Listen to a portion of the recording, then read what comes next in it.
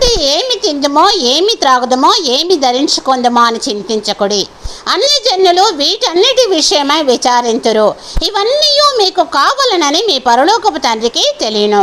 కాబట్టి మీరు ఆయన రాజ్యమును, నీతిని మొదట వెతుకుడి, అప్పుడు అవన్నీ మీకు అనుగ్రహించబడును అని మత్తయి సువార్త 6వ అధ్యాయము మనకి 31 నుంచి 33 వచనంలో వివరిస్తుంది. ఏమి తిందమో, ఏమి త్రాగుదమని, ఏమి ధరించుకుందామని మనల్ని గురించి మనము చింతించేటువంటి వారంగా ఉండకూడదని వాక్యము మాట్లాడుతుంది. మనకేమి కావాలనో మన తండ్రి అయినటువంటి దేవుడికి సమస్తమును కూడా తెలుసు.